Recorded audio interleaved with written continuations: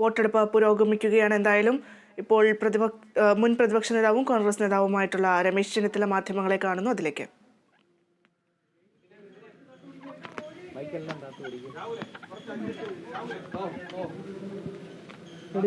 ചോദിക്കോ പറയണോ?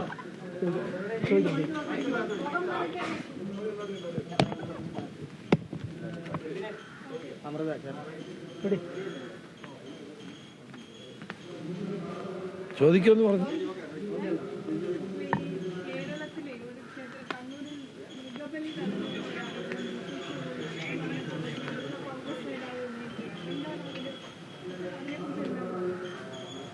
കർണാടക ഡെപ്യൂട്ടി മുഖ്യമന്ത്രി ശ്രീ DK ശിവകുമാർ പറഞ്ഞ കാര്യം ഗവൺമെന്റ് അന്വേഷിക്കേണ്ടതാണ്. അദ്ദേഹത്തിന് കിട്ടിയ ഒരു വിവരമാണ് അദ്ദേഹം പുറത്തുവിട്ടത്. അതിനെ പരിഹസിക്കുന്നതിന് പകരം ഗവൺമെന്റ് അന്വേഷിക്കണം. അന്വേഷിച്ചിട്ട് വസ്തുതയുണ്ടോ എന്ന് പരിശോധിക്കണം. രാജരാജേശ്വര ക്ഷേത്രത്തിൽ അത് നടക്കില്ല എന്ന് എല്ലാവർക്കും അറിയാം. പക്ഷേ അവിടെ അല്ലാതെ വേറെ എവിടെയെങ്കിലും ഇത്തരം സംഭവങ്ങൾ നടന്നിട്ടുണ്ടോ എന്ന് പരിശോധിക്കാനുള്ള ഉത്തരവാദിത്വം ദേവസ്വം വകുപ്പിനുണ്ട്, സർക്കാരിനുണ്ട്. സർക്കാർ അത് പരിശോധിക്കുകയാണ് വേണ്ടത്.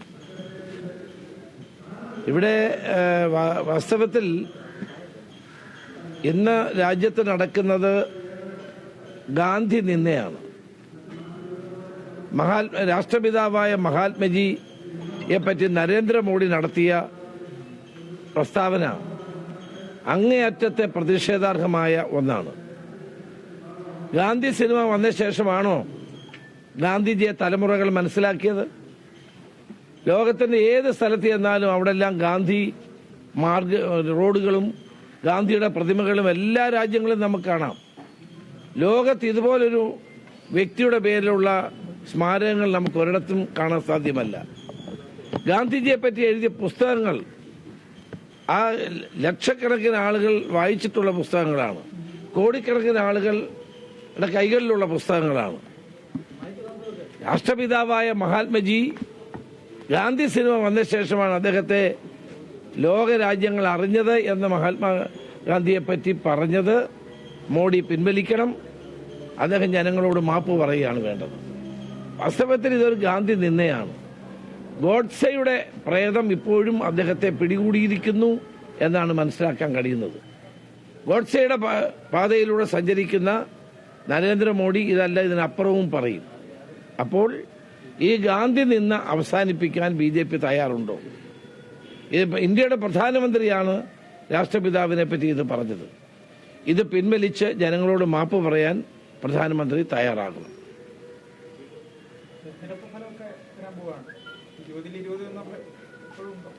തീർച്ചയായിട്ടും ഞങ്ങൾക്ക് നല്ല ആത്മവിശ്വാസമുണ്ട്. കേരളത്തിലെ ജനങ്ങൾ ഇന്ത്യ മുന്നണിക്ക് അനുകൂലമായി വിധിയെഴുത്ത് നടത്തും. കോൺഗ്രസിനും UDFനും 20-ൽ 20 സീറ്റും നേടാൻ കഴിയുന്ന രാഷ്ട്രീയ അന്തരീക്ഷമാണ് കേരളത്തിലുള്ളത്. ഒരു കാര്യം കൂടി, ഇന്ന് AK ബാലന്റെ ഒരു പ്രതികരണം റിപ്പോർട്ട് ചാനലിൽ കിട്ടിയത്, ഇവിടെ കേരളത്തിൽ തെരഞ്ഞെടുപ്പ് സമയത്ത് UDF, RSS, മുസ്ലിം മത തീവ്ര സംഘടനകൾ ഒരു കൂട്ടുകെട്ടുണ്ടായി. തൃശ്ശൂരിലെ വോട്ട് BJP, കോൺഗ്രസ് വോട്ട് BJPക്ക് സുരേഷ് ഗോപിക്ക് കിട്ടി. അതിന് പാലക്കാട് മറിച്ച് കിട്ടി. അങ്ങനെ ഒരു കൂട്ടുകെട്ട് പ്രവർത്തിച്ചു എന്നതാണ് ആരോപണം. പാലക്കാട് തോക്കുമെന്നതിന് ബാലൻ സമ്മതിച്ചിരിക്കുകയാണ്. പാലക്കാട് തോക്ക് അദ്ദേഹം സമ്മതിച്ചല്ലോ. കൂട്ടുകെട്ട് BJPയുമായി യഥാർത്ഥത്തിൽ ഉണ്ടായിരുന്നത് CPMനായിരുന്നു. കോൺഗ്രസിനെ പരാജയപ്പെടുത്തുക എന്ന CPMന്റെ ലക്ഷ്യം അത് BJPയുമായി ചേർന്നുള്ള ഒന്നായിരുന്നു. കഴിഞ്ഞ നിയമസഭാ തെരഞ്ഞെടുപ്പിലും BJPയും CPMും തമ്മിൽ ഇവിടെ ഐക്യമുണ്ടായിരുന്നു. അതിന്റെ തുടർച്ചയായി കേരളത്തിലും അതുണ്ടായി. പക്ഷേ CPMും BJPയുമായി കൂട്ടുകെട്ടിയാൽ പോലും കേരളത്തിൽ UDF 20-ൽ 20 സീറ്റും നേടുന്ന അവസ്ഥാവിശേഷം നിലവിലുണ്ട്. ഒരു കാര്യം കൂടി AK ബാലൻ പറഞ്ഞത്, മുസ്ലിം ലീഗിന്, നമ്മുടെ ഏറ്റവും പ്രധാനപ്പെട്ട ഘടകകക്ഷിയാണ് മുസ്ലിം ലീഗിന് ജമാഅത്തെ ഇസ്ലാമിയും SDPയും ബ്രാഞ്ചിരിക്കുകയാണ്, അവരുടെ കയ്യിലാണ് ഈ പാർട്ടി. അതൊക്കെ വളരെ തെറ്റായ പ്രചരണമാണ്. മുന്തിരിങ്ങ പുളിക്കും എന്ന് പറഞ്ഞ പോലെയാണ് ഇപ്പോൾ കാര്യങ്ങൾ പോകുന്നതെന്ന് മനസ്സിലായല്ലോ. ലീഗ് UDFന്റെ അവിഭാജ്യ ഘടകമാണ്. ലീഗ് എന്നും മതേതര നിലപാടുകൾ ഉയർത്തിപ്പിടിക്കുന്ന പ്രസ്ഥാനമാണ്. അവർക്ക് ഒരു തീവ്രവാദ സംഘടനകളുമായിട്ടും ബന്ധമില്ല. അവരെ ഈ തീവ്രവാദ പ്രസ്ഥാനങ്ങളെയും സംഘടനകളെയും എല്ലാം തള്ളിപ്പറഞ്ഞിട്ടുള്ള ചരിത്രമാണ് കേരളത്തിലുള്ളത്.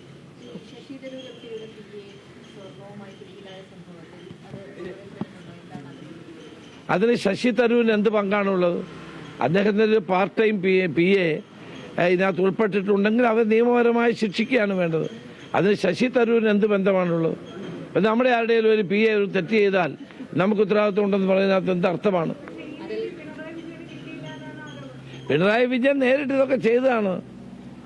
പിണറായി വിജയന്റെ പ്രിൻസിപ്പൽ സെക്രട്ടറി ആയിരിക്കുന്ന വ്യക്തി സ്വർണ്ണക്കള്ളക്കടത്തിന് പൂർണ്ണമായി സഹായിച്ചു. എന്നിട്ട് മുഖ്യമന്ത്രി ആ വ്യക്തിയെ സഹായിച്ചു. ശിവശങ്കരനെ വെള്ളപൂശി. ഞാൻ അന്ന് ആരോപണം ഉന്നയിച്ച സന്ദർഭത്തിൽ IAS ഉദ്യോഗസ്ഥന്മാരുടെ മാനസികാവസ്ഥ, അവരുടെ ആത്മവിശ്വാസത്തെ തകർക്കാനാണ് ഞാൻ ചെയ്യുന്നതെന്നാണ് നിങ്ങൾ പഴയ ബൈറ്റ് എടുത്ത് നോക്കുക. ഇവിടെ ആരും ന്യായീകരിച്ചിട്ടില്ലല്ലോ.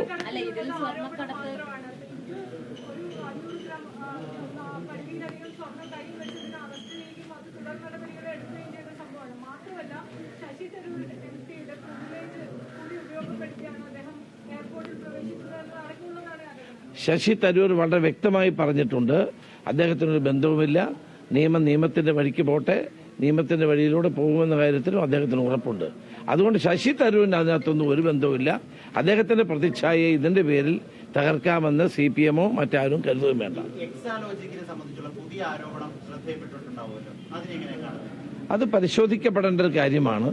ഞാൻ നേരത്തെ തന്നെ പറഞ്ഞതാണ്, PWC ഉൾപ്പെടെയുള്ള ധാരാളം ഇത്തരം ഏജൻസികളുമായിട്ട് ഗവൺമെന്റ് ഉണ്ടാക്കിയ സഖ്യം അല്ലെങ്കിൽ ഗവൺമെന്റ് കൊടുത്ത കോൺട്രാക്റ്റുകൾ അതെല്ലാം അഴിമതിക്കുള്ളത് തന്നെയായിരുന്നു എന്നുള്ളതാണ് വസ്തുത.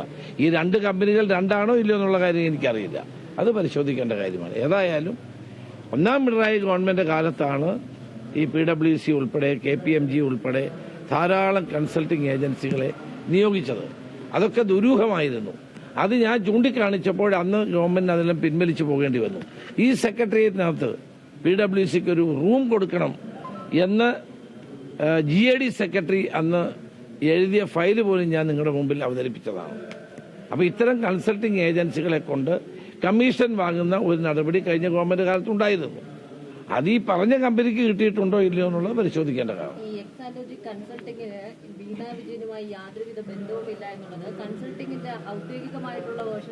അദ്ദേഹം പറഞ്ഞത് എനിക്ക് അതിന്റെ വിശദാംശങ്ങൾ അറിയില്ല, അത് പരിശോധിക്കപ്പെടേണ്ട കാര്യം.